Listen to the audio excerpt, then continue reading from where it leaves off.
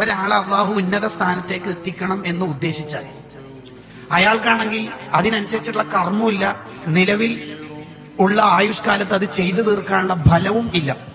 അയാളെയാണെങ്കിൽ അള്ളാഹ്ക്ക് വല്ലാതെ എന്തോ കാരണം കൊണ്ട് ഇഷ്ടപ്പെട്ടിട്ടുണ്ട് എങ്കിൽ അള്ളാഹു ചെയ്യുന്ന പരിപാടി എന്താ പറയുക? ഷെഹ്റാൻ ഇമാം സക്കരിയ അൻസ്വാരി റളിയല്ലാഹു അൻഹുമ ആ ഉസ്താദിൽ നിന്ന് ഉദ്ധരിച്ചിട്ട് പറയാം, എന്താ ചെയ്യുന്നത്? ഒരാളെ അള്ളാഹുവിന് എന്തോ ഒരു കാരണം കൊണ്ട് ഇഷ്ടപ്പെട്ടു. അയാളാണെങ്കിൽ അതിന് മാത്രം കർമ്മ പുസ്തകത്തിൽ നന്മകൾ നിറച്ച ആളുമല്ല, അതിന് മാത്രം ആയുഷ്കാലം അയാൾക്ക് കണക്കാക്കപ്പെട്ടിട്ടുമില്ല, അയാൾ അതിലേക്ക് എത്തില്ല എങ്കിൽ അള്ളാഹുവിനെ ചെയ്യുന്നത് അയാളോട് അസൂയയും ശത്രുതയും ഉള്ള ആൾക്ക് ജസ്റ്റ് ഒന്ന് വിട്ടുകൊടുക്കും. ജസ്റ്റ് ഒന്ന് വിട്ടു.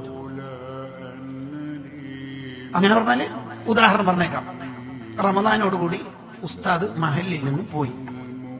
അപ്പൊ ഗ്രൂപ്പിൽ ആരോ പറഞ്ഞു ഉസ്താദ് പോയല്ലേ. അപ്പൊ അടുത്ത ആള് പോയതല്ല, ഒഴിവാക്കിയതാണ്. വണ്ടി കിക്കർ ചവിട്ടി സ്റ്റാർട്ടാക്കാൻ തുടങ്ങുന്നുണ്ട്.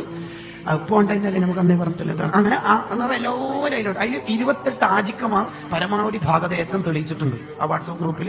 പിന്നെ 308 ഉംറ ചെയ്ത ആൾക്കാരും ആ ഗ്രൂപ്പിലുണ്ട്. അവരും പരമാവധി ലൈക്കും പൂവലിട്ടിട്ട് ചെയ്തു. പിന്നെ പെണ്ണുങ്ങൾ ആ ഗ്രൂപ്പിൽ ഇല്ലാത്തതുകൊണ്ട് ഭർത്താവ് വഴി ഇടപെട്ടിട്ട് അങ്ങനെ ഷെഹ്റാൻ ഇമാമിന്റെ വാക്ക് ബാക്കി കേട്ടോളി. ഫീ ലൈലത്തിൻ വാഹിദ, ഒറ്റ രാത്രി കൊണ്ട് അയാൾ ആ നാട്ടിലെ ഏറ്റവും വലിയ സൂഫിയായി അവിടെ